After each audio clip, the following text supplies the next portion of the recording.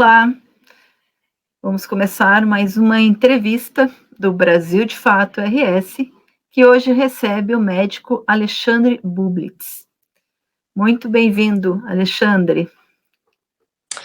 Olá, muito obrigado pelo convite. Eu estou muito feliz de estar aqui podendo contar um pouquinho da minha experiência para vocês. Muito obrigado pelo convite mais uma vez.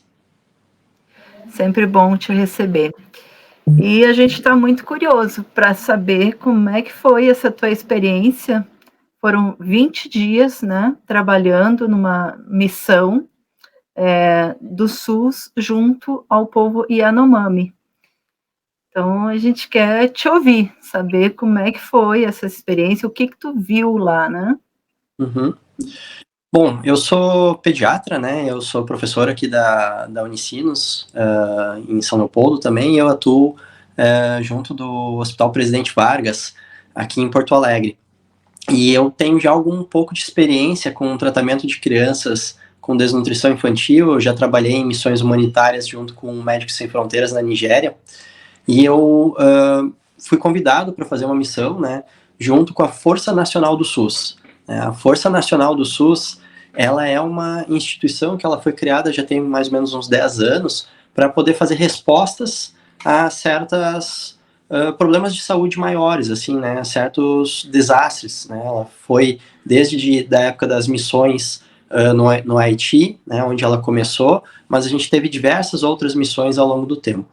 Bom, hoje o que a gente tem visto, né, e vivido lá na região norte do país, com a população indígena Yanomami, é uma nova crise humanitária.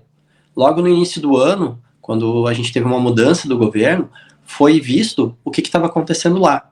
E começaram a aparecer dezenas de imagens de crianças com quadro de desnutrição importante, com a população em Yanomami sofrendo muito. A partir dali, o governo federal começou a tentar reorganizar o sistema de atenção da população indígena Yanomami. Inicialmente tentou-se, né, fazer algumas melhorias através da CESAI, que é a Secretaria de Saúde Indígena, mas foi visto que era necessário mais. Então foi montado, né, um Centro de Operações Especiais, que é o COI, no qual começou a ter agora o caráter de uma missão humanitária naquela região, né, do território indígena, que pega ali tanto o estado do Amazonas como Roraima. O local onde eu fui fica na região de Surucucu. A região de Surucucu fica no estado de Roraima, na região norte do Brasil, bem dentro da Mata Amazônica. E é ali onde a gente tem a maior parte das imagens, é onde a gente vê o maior problema com o garimpo em terras indígenas. Um pouquinho antes de eu ir viajar, então, ali no início de maio, né, a gente teve um quadro bem importante onde foram assassinados, né, onde foi assassinado um agente de saúde indígena e outros 2 indígenas foram também baleados. E a gente viu as fotos, a gente viu, né, o local onde esses pacientes foram atendidos. E eles foram atendidos justamente naquele polo base aonde eu fui trabalhar. Ali é uma região que já vinha com atendimento da saúde indígena há muitos anos. Foi uma região que já foi construída ali pela década de 70. Né? Então a gente tinha lá um posto de atendimento de saúde indígena, que é um local estratégico, porque naquela região existem várias comunidades indígenas, e ele já existia ali. Só que, infelizmente, essa região ela tinha sido sucateada durante o último governo. Então houve corte de gastos, houve redução de pessoal, né? A gente ficou muito tempo sem ter médico naquela região, sem ter uma atenção à população indígena de qualidade. Junto com isso, a gente teve um grande aumento do garimpo na região. E o garimpo, para que todo mundo entenda bem, ele trabalha sobretudo nas regiões próximas aos rios. Né? O garimpo ele é feito, né, com aquela peneirona, assim, né? Hoje em dia já eles utilizam algumas máquinas, mas é necessário sempre estar próximo da água. A terra, junto com os minerais, são colocados para peneirar na água. E a água vai lá e tira a terra e sobra só, né, o ouro ou os outros minérios que eles querem. Junto com isso, é utilizado o mercúrio. Para que eles utilizam mercúrio? Né? O mercúrio ele é utilizado para purificar os metais. Então, por exemplo, se eu tenho ali uma pepita com ouro, né, mas tem ali algumas outras pedrinhas junto, alguma coisa, a gente coloca o mercúrio ali, o mercúrio se liga a essas impurezas e fica o ouro puro. E aí eles utilizam esse ouro para vender. Só que esse mercúrio que é colocado para fazer essa extração do ouro, ele contamina as águas. E o mercúrio é um metal pesado. Uma vez que ele entra dentro do organismo de alguma pessoa, ele não sai mais. Isso acaba contaminando os peixes, acaba matando a natureza ali daquela região e acaba depredando as margens dos rios. E com isso, a população indígena começa a sofrer. Porque a população indígena Yanomami, daquela região, ela ainda tem pouco contato com o mundo branco. Ela ainda é uma população que ela já teve sim seu contato, ela conhece já o mundo branco, mas ela ainda está um pouco afastada. E ali ela tem muito da sua sobrevivência a partir de plantação em pequenas roças, onde plantam sobretudo, né, mandioca, banana, milho, mas muito também da pesca, muito da caça e da coleta de plantas. Se o rio está poluído, a gente perde um local para conseguir fazer, né, para poder pescar. E isso acabou agravando essa situação. E a partir daí, junto com a violência sofrida pelo garimpo, em que os próprios garimpeiros entravam em conflito com os indígenas, tirando eles das suas terras para poder explorar, isso acabou dando esses diversos problemas de saúde, onde a gente vê desnutrição infantil, onde a gente vê muitos casos de malária, e infelizmente onde a gente vê muita mortalidade dessa população.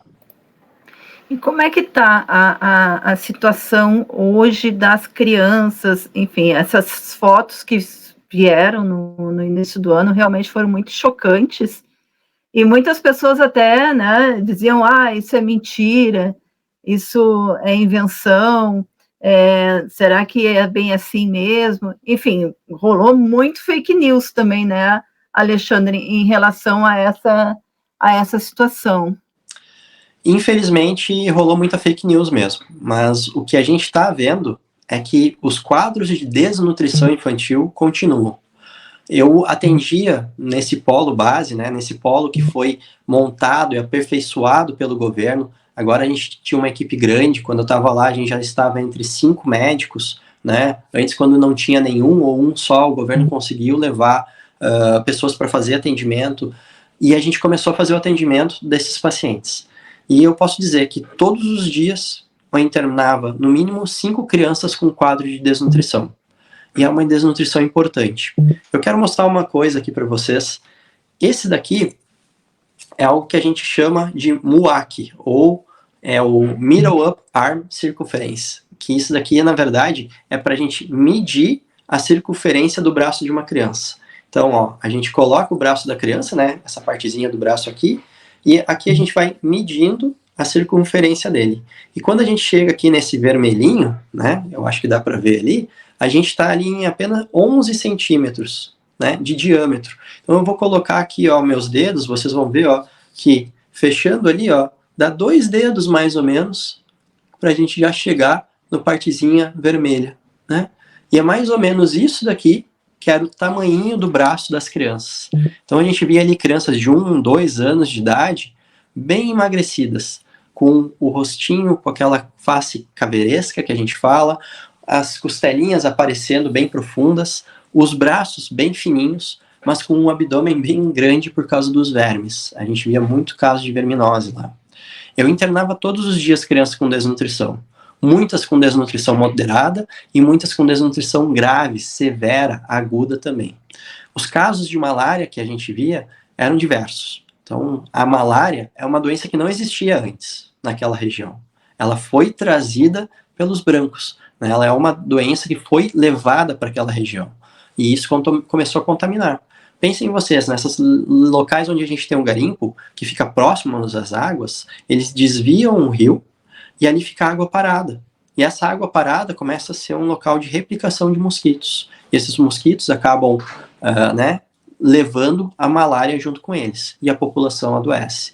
Então, sim, a gente viu muitos casos de desnutrição infantil. Infelizmente, aquelas fotos que a gente tinha lá do início se mantêm. A situação hoje, ela já não está mais tanto na mídia como ela estava antigamente. O governo está dando uma resposta, mas a gente ainda tem um longo caminho pela frente. É importante entender que as ações que o governo tem feito são fundamentais para a melhoria, mas que o garimpo continua lá. Quando a gente teve a entrada da Força Nacional, né, quando o Exército foi para aquela região, boa parte dos garimpeiros foram embora. Mas aqueles que foram embora eram os garimpeiros que não tinham tanto poder. Agora, as facções, aqueles que tinham mais poder, esses permaneceram naquela região. E esses, que são aqueles que estão armados, que são aqueles que realmente trazem uma fronte para os indígenas, esses seguem lá. Então, a situação ainda não está resolvida. E a gente ainda tem um longo caminho pela frente até conseguir melhorar. Tu já fizeste, né, participou de uma outra missão na África também com crianças, né? Que paralelo tu poderia fazer dessas situações? Eu tive trabalhando na Nigéria, né? Foi em 2019. Eu fiquei 6 meses trabalhando num hospital de desnutrição infantil, junto com o Médicos Sem Fronteiras, né? Que é uma organização de ajuda humanitária. E a situação que a gente vivia lá era uma situação muito difícil, porque a Nigéria estava em conflito naquela área. Então lá eu encontrava o Boko Haram, Estado Islâmico. Enquanto a gente fazia os nossos atendimentos, a gente ouvia, né, sons de tiros, de metralhadora, de bombas. E lá a situação era realmente uma situação muito, muito, muito, muito grave. Felizmente, a situação aqui no Brasil não chega a esse ponto de calamidade. É uma situação muito crítica, é uma situação de crise humanitária, mas que ainda tem um nível um pouquinho abaixo do que a gente encontrava lá na Nigéria. Mas me bateu de uma forma muito forte o que eu vivi aqui. Enquanto eu estava lá na Nigéria, eu sabia que eu podia ajudar. Eu estava lá para fazer a minha parte, para tentar fazer o melhor para aquela população. Mas lá não era o meu país. E eu sei que quem tem que tomar as rédeas para fazer as mudanças necessárias na Nigéria é a população nigeriana. Já aqui, a situação é diferente. Esse é o nosso país. Quem tem a responsabilidade por modificar, por melhorar e por fazer com que lá seja um local diferente, somos nós. Então, quando eu estive lá, a forma com que me bateu, né, a missão essa Yanomami, foi uma forma diferente. Foi uma forma de que eu tenho responsabilidade pelo que está acontecendo aqui e eu quero mudar a situação que está aqui. Eu acho que isso é uma coisa que é fundamental e que todo cidadão brasileiro precisa entender. A gente precisa fazer a nossa parte, seja trazendo informações corretas, seja dando apoio a esse tipo de movimento e, sobretudo, apoiando os movimentos indígenas.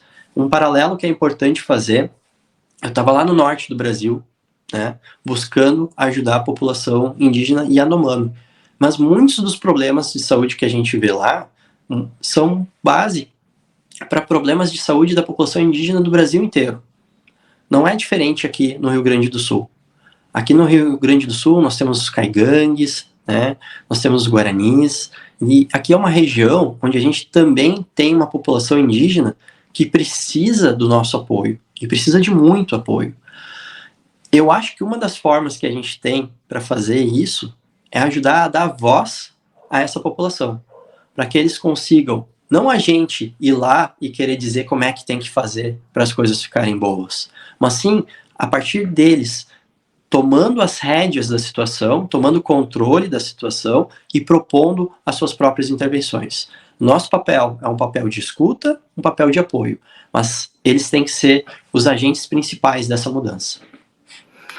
Pois é, né, Alexandre, porque os Yanomamis, eles têm uma sabedoria que é milenar, né? É um povo que ele é muito respeitado entre os povos indígenas. Como é que eles estão lidando com essa situação? Como é que eles se utilizam, né, dessa sabedoria, dessa cultura? Porque, enfim, para eles conseguirem ainda estar vivos, né, no meio dessa situação toda, que não é só o garimpo, são várias, a questão dos madeireiros, enfim, são vários ataques que eles sofrem, né, para conseguir sobreviver na floresta. Com certeza. Primeiro, eu respeito muito a cultura indígena Yanomami, foi um prazer eu poder conhecer um pouquinho lá. Eu pude conhecer 2 xamãs, né, que eu tive, né, pude conversar um pouco. Um é o João, que ele era o chefe, o Tuxaua, de uma das comunidades que eu fui, que é a comunidade Xocori, né, eu pude ir até a comunidade, eu dormi junto com eles, lá na Maloca mesmo, eu fiquei 4 dias lá, a gente fez um trabalho de atendimento de toda a comunidade, a gente atendeu todas as crianças, os adultos, a gente fez vacinação, tratamento de verminose, né, fizemos triagem ali dos pacientes, e eu pude conversar bastante com o João lá, e o João, ele faz o processo de cura, né, a partir da religião dele, através do chapiri, que são os espíritos da floresta, né? Então eles conseguem invocar os espíritos da floresta justamente para fazer esse processo de cura. E é muito interessante conseguir conversar com eles sobre isso. Eu conheci uma outra xamã, uma mulher, a Simone. É importante dizer que são poucas xamãs mulheres que existem, e muitos das novas xamãs que existem pelo fato de muitos dos homens estarem morrendo, né? Então, algumas das mulheres tomaram a frente, justamente pelo fato de não existirem mais xamãs homens, e a Simone é um desses casos. A Simone ficava junto com a gente lá no polo base de Surucucu. E por várias vezes a gente fez o atendimento em conjunto. Eu fazia o atendimento da parte médica, com conhecimento, né, ocidental branco, digamos assim, e ela fazia o atendimento pela parte da cultura Yanomami. E a gente fazia essa troca ao mesmo tempo. E isso foi algo muito legal, muito enriquecedor, né? A cultura indígena, ela é muito forte, e é graças a ela, assim, que eles conseguem se manter unidos e estão conseguindo lutar contra esses agravos. Eu quero dar uma dica, se possível. Eu tenho aqui um livro que se chama A Queda do Céu. Esse é um livro do Davi Kopenawa.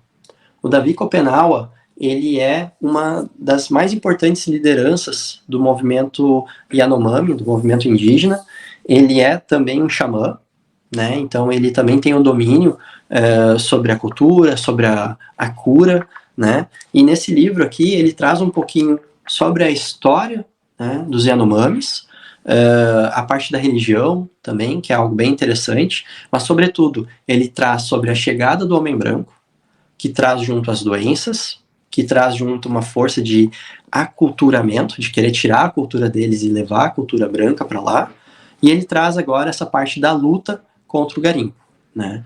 Essa organização, essa forma deles estarem unidos, eu acho que é o que está dando força e resistência para esse movimento, né? Graças a isso que eles estão conseguindo sobreviver, e a palavra é essa mesmo, sobreviver a todo esse processo.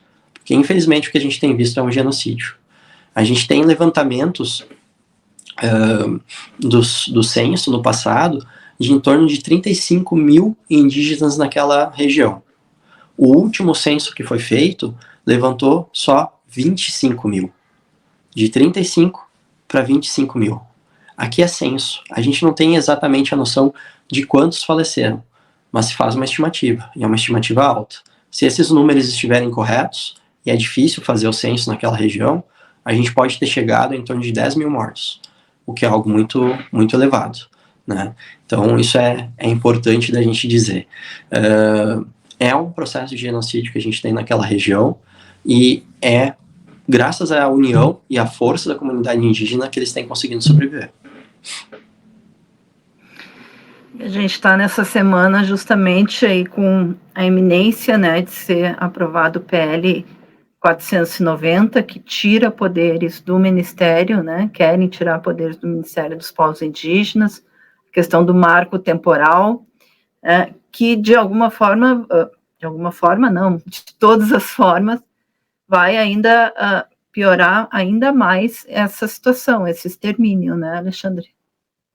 Com certeza. O marco temporal, ele é um grande problema, né, para a população indígena, e a nossa pergunta é para quem ele serve, né? Quem é que ele está apoiando? Os garimpeiros? os madeireiros, as pessoas que estão depredando a natureza, são essas as pessoas que o marco temporal está ajudando. E a gente precisa se perguntar, como nação, né, como população, o que a gente quer? A gente quer o extermínio da população indígena? A gente quer continuar com a depredação da natureza? Tá, parte da culpa do que tem acontecido lá é nossa, é da população branca. E a gente precisa começar a tomar uma decisão. E a gente precisa começar a agir de uma forma diferente. Ser contra o marco temporal é necessário. A gente se unir à luta da população indígena é necessário. A gente não pode permitir com que esse marco seja aprovado. E isso que é importante. As manifestações, a imprensa fazendo o seu lado, nós que estamos lá, trabalhadores da saúde, também poder falar e ser ouvidos sobre o que tem acontecido e, repito, dando ouvidos à população indígena. Eu acho que isso é fundamental nesse processo. Então, com certeza, não ao marco temporal. E a Força Nacional, ela continua com outros profissionais? Ela continua. Antes até de eu continuar falando, eu quero deixar uma coisa bem importante para dizer. Eu sou um voluntário, um trabalhador voluntário na Força Nacional do SUS. Eu não represento a Força Nacional do SUS e o que eu estou falando aqui não são as palavras da Força Nacional do SUS. É apenas de um médico voluntário que foi trabalhar de forma gratuita lá com a Força Nacional do SUS. A Força Nacional do SUS segue sim, né? A ideia da Força Nacional do SUS são intervenções emergenciais. Não é a ideia do governo que ela fique lá para sempre. O que tem acontecido hoje é uma reestruturação do Serviço de Saúde Indígena, né, do CESAI. Então, o que se quer é que o CESAI consiga tomar conta daquela situação sozinho, sem ter a necessidade de uma intervenção, sem ter a necessidade de uma missão emergencial. O que a gente precisa é de continuidade do processo de cuidado, né? A gente precisa ter profissionais que não vão lá e fiquem só 20 dias, mas sim que fiquem lá anos, que conheçam aquela comunidade, que possam, né, estar junto daquela comunidade, trabalhando naquela região. E para isso a gente precisa melhor estruturar o sistema de saúde naquela região, a gente precisa ter maior incentivo para a contratação de profissionais. Uma coisa que eu quero deixar aqui registrado, que eu acho que é bastante importante, eu falei, né, que no passado aquela região estava sem médicos, ou tinha um, daí ficava sem médico de novo, voltava. Hoje a gente está com 5 profissionais contratados pela CESAI lá, e são 5 profissionais pelo programa Mais Médicos. Então, é o programa Mais Médicos que está conseguindo levar profissionais para aquela região, né? A gente tem 5 médicos lá naquela região hoje, que estão podendo fazer o atendimento dessa população. E é isso que o governo quer reestruturar a saúde indígena para que não haja mais a necessidade de um programa como a Força Nacional do SUS, que é apenas emergencial, de estar lá. Mas, por enquanto, como ainda há necessidade, a força segue naquela região. Alexandre, para finalizar, se tu quiser trazer mais alguma outra questão, também fique à vontade. Mas eu queria que tu falasse um pouquinho sobre a situação da vacinação, porque a gente está vendo que as pessoas continuam não querendo se vacinar. Está muito baixa a adesão à vacinação, seja da gripe, seja da Covid. Eu queria, se tu pudesse comentar um pouco sobre essa situação. Claro, posso sim. Mudando o cenário, né? Saindo lá do norte e voltando aqui para Porto Alegre. Eu sou pediatra, eu sou emergencista. Eu trabalho para a Prefeitura de Porto Alegre, sou concursado aqui e eu trabalho no Hospital Presidente Vargas, né? O que eu tenho visto quando eu saí lá, né, da Amazônia e voltei para cá, é que a gente está vivendo um caos aqui nas emergências pediátricas. A gente tem superlotação, a gente tem um alto número de crianças com problemas respiratórios. E a maior parte desses problemas respiratórios poderiam ser evitados com a vacina. São muitos casos de gripe, a maioria, boa parte deles causados por influenza. A vacina da gripe hoje, ela vai pegar tanto o H1N1, pega a influenza do tipo A, pega a influenza do tipo B. Então, ela previne boa parte das infecções respiratórias mais importantes que a gente tem durante o inverno. Junto com isso, tu falaste muito bem, todas as vacinas caíram. Os pais pararam de levar as crianças para vacinar. Antes a gente tinha índices de 90, 95, 98% da população alvo sendo vacinadas. Hoje esses índices estão em torno de 50, 60%. A vacina da gripe, o público-alvo infantil, apenas 20% das crianças que são um dos públicos-alvo vacinaram. Isso é muito pouco. E isso ainda é um reflexo de toda aquela paranoia que a gente teve nos últimos anos. As vacinas não são perigosas. As vacinas salvam e já salvaram muitas vidas. É importante, sim, a população se vacinar. É importante se vacinar contra o Covid, é importante se vacinar contra a gripe, é importante levar as crianças para vacinação. Olha só, a gente tem hoje vacina para pneumonia, uma das principais problemas respiratórios. A gente tem vacinação para meningite. O pessoal que é um pouquinho mais velho se lembra que a gente já teve epidemias de meningite aqui em Porto Alegre, com muitas pessoas morrendo por uma doença muito grave. E com vacina hoje a gente consegue evitar boa parte dessas infecções. Então é fundamental a vacinação dessa população. Certo. Obrigada, Alexandre. Não sei se teria mais alguma questão que gostaria de trazer, que eu acho importante. Bom, eu quero só reforçar uma coisa que eu já disse antes, né? Nós estamos, né, vivendo um momento de uma crise humanitária no norte do nosso país, com a população indígena Yanomami. Mas o problema da população indígena, ele é crônico e ele é um problema que a gente encontra não só na região norte, a gente encontra em todas as regiões do Brasil, inclusive aqui no Rio Grande do Sul e em Porto Alegre.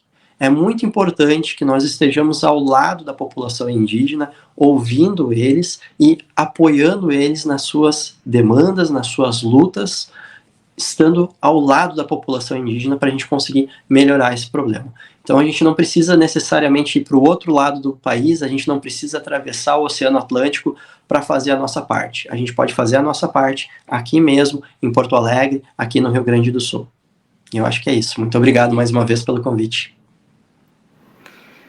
Muito obrigada, a gente te agradece disponibilizar o teu tempo para nós aqui no Brasil de Fato RS. Grande abraço e obrigada pela parceria de sempre. Obrigado.